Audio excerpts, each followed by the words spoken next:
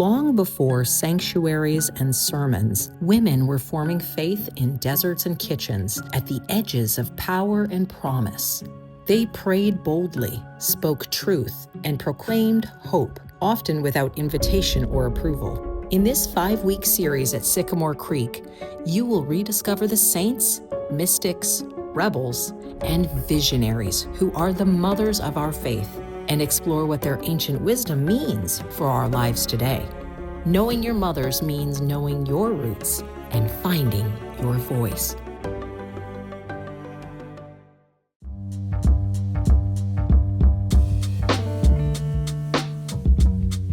When I was in high school, I had a fantastic U.S. history teacher.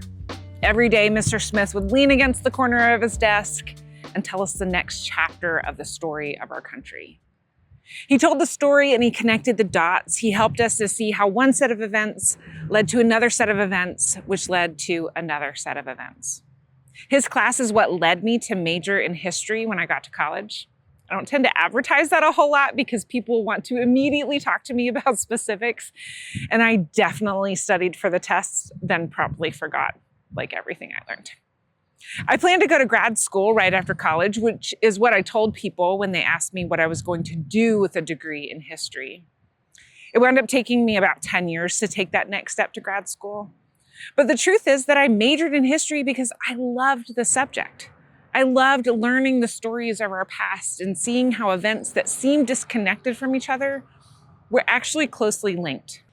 As my understanding of history deepened, I began to recognize how much power the storyteller has to choose what events are considered important enough to be included in the narrative, and what characters are significant enough to be described in the analysis. I learned that the stories we tell and who they focus on matter.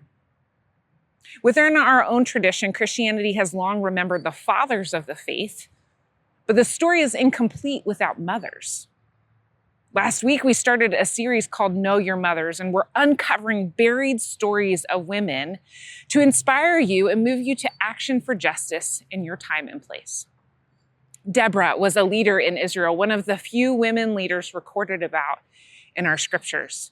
And she said this about herself and her role. She said, "Villagers in Israel would not fight.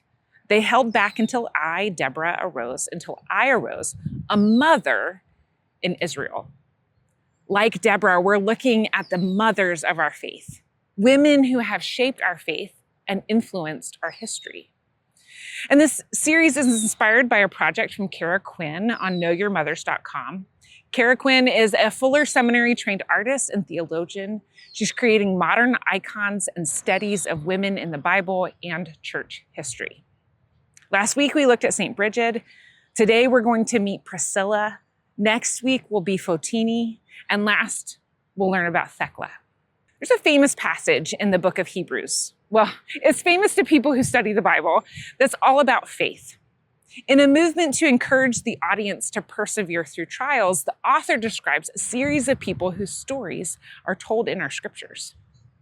These are people who did not see the outcome of their faith in their lifetimes. It was folks like Noah, who built an ark, Abraham and Sarah, who left everything they knew and birthed a people group, Joseph, who provided for his people during a famine, Moses, who led his people out of enslavement, Rahab, who sheltered scouts to take the land promised to the people. And the author quickly lists more folks they think we should know about: Gideon, Barak, Samson, Jephthah, David, Samuel, the prophets, etc. And they were all commended for their faith, yet none of them received what had been promised. It's like the Hall of Fame of faith. Sometimes we churchy folks call it the Hall of Faith. Passages like this are a reminder to us of how important it is to remember the stories we come from, to look back on the examples of those who have gone before us. The stories we tell and who they focus on matter. If I were to give you my own Hall of Fame of faithful mothers, here's who I would tell you about. Mum. My mother's mother, Hilda Stone. She, alongside her husband, opened her home and hospitality to those who simply needed a place to stay and those who desperately needed a place to belong. She encouraged me to think about the future And when I stayed at her house, I always knew that in the mornings, I should look for her in the living room, where she would be sitting in a recliner with her Bible. And my mom, Sharon, she sacrificed significantly to follow Jesus as faithfully as she knew how. And in the midst of the financial sacrifices she made, she hustled to find free and cheap opportunities for me and my 3 siblings to experience sports, the arts, and more. There was Janie, my therapist, who stopped me the second time I casually remarked that if I had been a man, I would have wanted to be a pastor. And she invited me to consider what God might be calling me to. And my first response was no, because pastoring is just too people-y, which is still true. Then there was Theo, my former spiritual director, who sat with me through some of the hardest parts of my story and helped me to look for God already at work in my life. She helped me to experience God as comfort. Martha Duke, who helped me think about my relationship with my mom and my kids in a different light, and who sat with me week after week to mentor me when my kids were all in preschool. There was Paige and Katie, who helped me learn how to advocate for my autistic kiddos and find my voice in the confusing landscape of school IEP meetings and frustrating doctor's appointments. I could tell you of Joy, about Allison and Amy, about Melanie, who is my mentor right now. I wouldn't be who I am without their influence on me. The story of my life would really be missing something without them. And the stories we tell and who they focus on matter. Last week, one of our chat questions asked you to consider one woman who has influenced you significantly. This week, for our first chat question, I want to challenge you to come up with a list of 3 to 5 or more women that you're not related to who would be in your Hall of Fame of faithful mothers. Here's our first question for discussion. Who would you include in your Hall of Fame of faithful mothers? You can put it in the chat or turn to someone around you.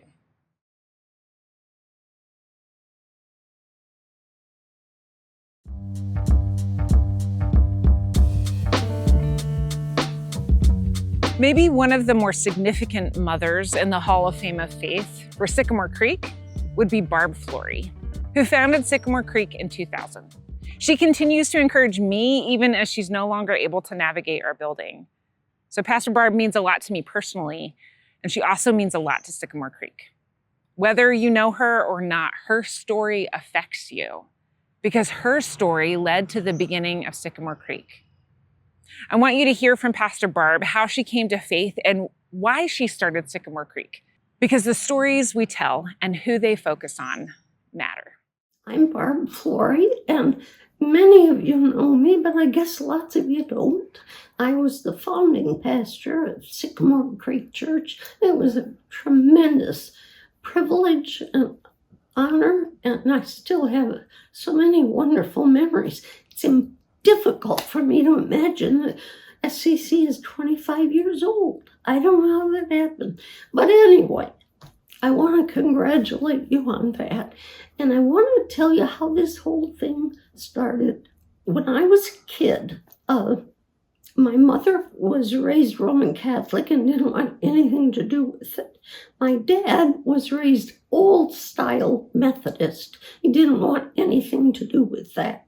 So there was no church in my life when I was a kid. My mother was raised Roman Catholic, so she knew how important it was that I be baptized, me and my sister Joyce. So they took me down to St. Paul's Episcopal in Lansing and had me baptized, but never went to church. Then when I was about 8 years old, I was walking home from school in Lansing with a little girlfriend, and I loved to sing, and she did too. We sang in our school choir, and she said, "Would you like to come to my church? And we have a choir for kids." And I was thrilled to pieces. I was very shy, and I would never have gone by myself. So I said, "Couldn't my sister come too?" She said, "Well, of course." So my sister and I started to go, and of course my parents wouldn't let us go into any church unless they knew what we were going to hear. So they went also, and it was Pilgrim Congregational Church in Lansing. and they did everything right. They welcomed us in, and I went there from the time, would have been like third grade, till I graduated from high school, and had my faith tended to. When I was a senior in high school, I'm a big reader. I'm a black belt in reading, and I began to read philosophers. I read, lots of them, and I discovered not everyone believed in God. The more I thought about it, I thought, how do we know there is a God? And I finally decided there wasn't. You probably remember when you were 17, how smart you were. That's when I was my very smartest, when I was 17. Anyway, I decided there wasn't any God, and that was fine with me. I was an atheist. And then I learned the word agnostic. I thought that was so much cooler, so I became an agnostic. Agnostic just says it can't prove it either way. Anyway, so then I went to college for a couple of years. I met Bob. He swept me off my feet. We got married, and then we had a baby. No, I have to be totally honest. First I got pregnant, then we got married, then we had a baby. And it was wonderful for a year, maybe two, and then I wasn't happy. It wasn't like I'd seen in the movies, It got to where lots of nights I'd go to bed with Bob and he'd go to sleep and I'd get back up and I'd go out and sit in the living room and just cry all by myself. I didn't know what to do. I couldn't imagine getting divorced. I didn't know anything about how you do that. I just couldn't think that way, but I was so unhappy. I just sit there and cry night after night. And then an old girlfriend of mine called, and she said that she had a book. Her father had died. It was really hard for her. She had a book that she read that meant a lot to her, and she wanted to give me a copy. And she brought it over. We talked at the door. I took the book. The book was Beyond Ourselves by Catherine Marshall. It was a Christian book. I'd never read anything like it in my life. I sat down one night in the living room crying. I started to read that book, put it down, and I'm still crying. And this is the thing, I can't explain what happened. God just suddenly stepped into my living room. Now, it's not like I saw someone or heard voices or anything, not at all. It was a presence so strong in the room, I could hardly breathe. I knew, agnostic, all that, throw that out. This was God of the universe. And I felt totally loved, cared for. And I sat there and I had a cigarette in my hand. I was a smoker. And I loved to sing when I was a kid, and I took voice lessons and everything. At this point, I was still smoking, and I had a recurring cough. Wouldn't go away.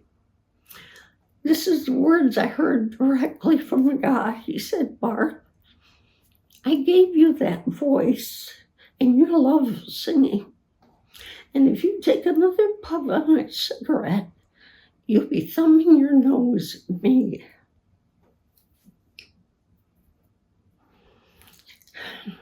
I had 5 packs of Winston's out in the kitchen cupboard. You don't quit smoking when you've got 5 packages. Back then, they were 35 cents a package. Now I guess they're $5 or some horrible price. I couldn't just quit. I had to finish the 5 packages and then I quit. And God didn't give me that option. So I put the cigarette out. And that was the end of that. And I got down on my knees. It's the first time in my life I ever prayed on my knees. And it was absolutely wonderful. Then I went upstairs trying to find a Bible. I knew my mother gave me one sometime. Anyway, that's where Sycamore Creek Church came from. And I wanted to tell you the story because I want you to know why you're here. You're here because in Potterville, everywhere in the Lansing area, there are still women crying in the night. And they don't know where to turn and they don't know what to do. And there are men who, they don't generally cry, but they're having a few more beers than they should have to try to get through the night. That's why you're here. You're here because of those people who need you so badly. Pastor Barb tells the story of God stepping into her living room and feeling an overwhelming sense of love and care. She said that there are people all over our region who are hurting like she was and longing for a community. And again, the stories we tell and who they focus on matter. So here's our second question for discussion. How does Pastor Barb's story matter to Sycamore Creek Church? And if you don't know her very well or don't know very much about Sycamore Creek, you can speculate, but just take a minute and talk about it.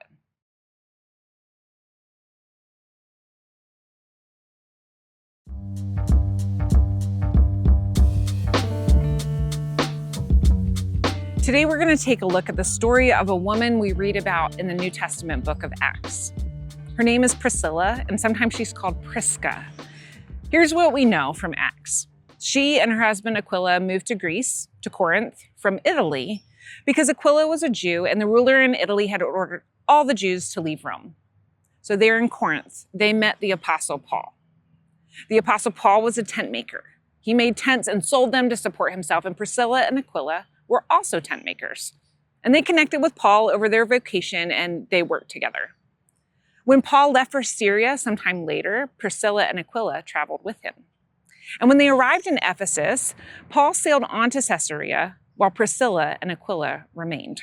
A Jewish man named Apollos came to Ephesus. He was well taught and had a thorough knowledge of the scriptures, and he began speaking and teaching about Jesus in the synagogue.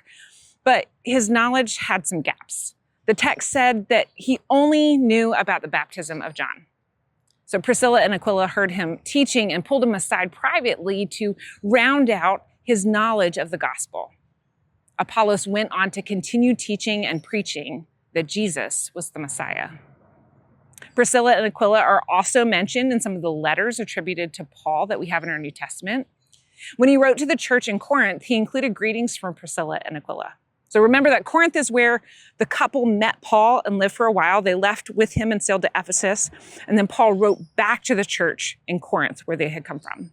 He said, "The churches in the province of Asia send you greetings. Aquila and Priscilla greet you warmly in the Lord, and so does the church that meets in their house." When Paul wrote to the church in Rome, he greeted Priscilla and Aquila by name. He said, "Greet Priscilla and Aquila, my co-workers in Christ Jesus. They risked their lives for me. Not only I, but all the churches of the Gentiles are grateful to them." And then when he wrote to his mentee, Timothy, he included brief greetings in a brief letter to Priscilla and Aquila by name.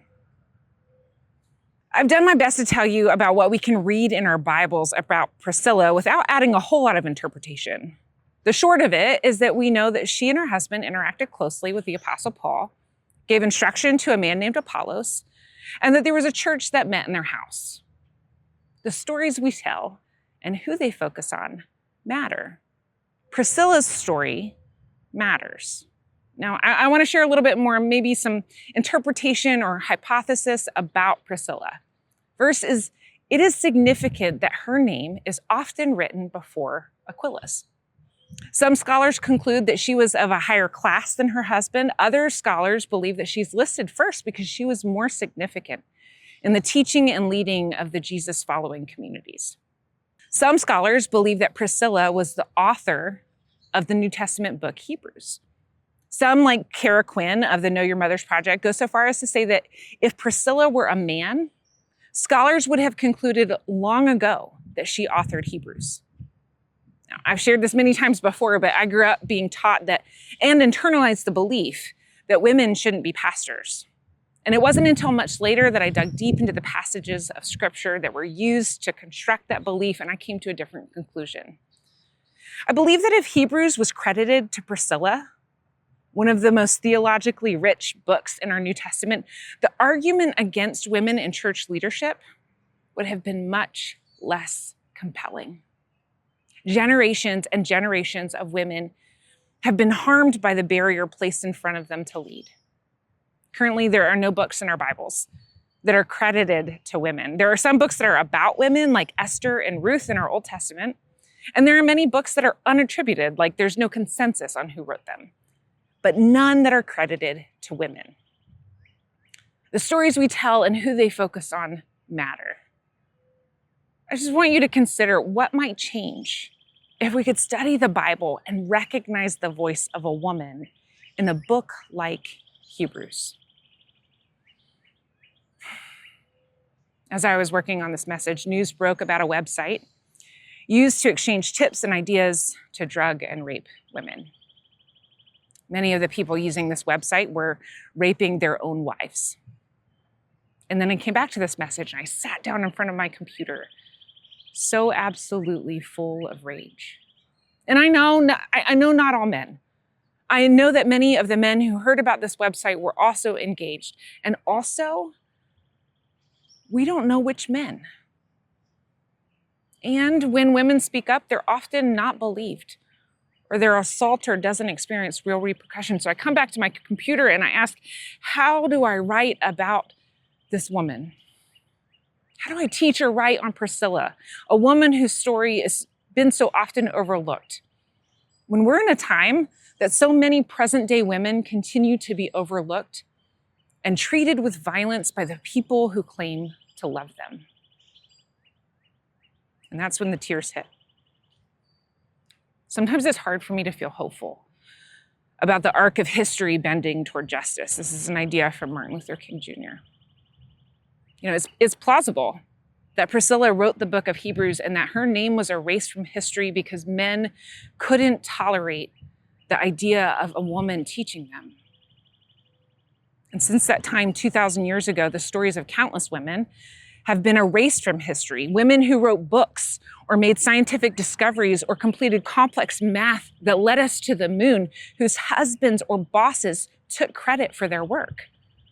Or thousands of women who had potential to do all of those things, but were raising children that were the product of marital rape and a lack of access to abortion, whose bodies were controlled and restricted by the men in their lives.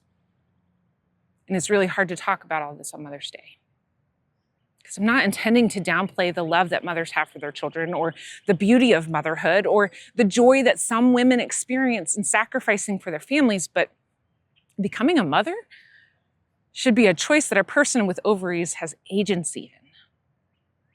And so when I begin to feel this way, when I begin to struggle to hold on to hope about how women are treated in society, I often come back to something that Dorothy Sayers wrote in a book called Are Women Human? It was just 2 essays compiled together on the role of women in society. This is what she said. Perhaps it is no wonder that the women were first at the cradle and last at the cross. They had never known a man like this man, like Jesus. There has never been another.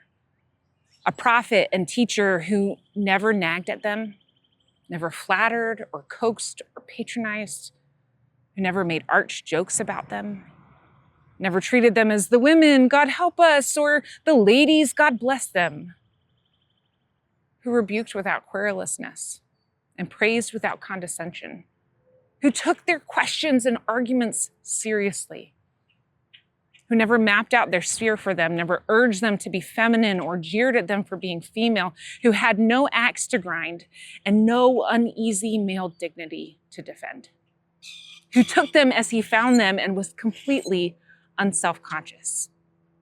There is no act, no sermon, no parable in the whole gospel that borrows its pungency from female perversity. Nobody could possibly guess from the words and deeds of Jesus that there was anything funny about women's nature. This is what keeps me holding on. Jesus didn't make fun of women. He didn't make jokes about women. He didn't try to keep them in a little box. When he corrected women, it wasn't patronizing or belittling. His praise of women was sincere. And there's nothing that Jesus did in the whole gospel that leans on, that borrows its punch from, its meaning from, how women are different. No one could look at Jesus' words and actions and conclude that there was something funny about women's nature. Now, typically, I would try to balance this out and speak to everyone in the room, to acknowledge that patriarchy hurts men too, because it does. But just for today, I'm going to let the comfort stay with the women and femmes, because the stories we tell and who they focus on matter. Priscilla's story matters.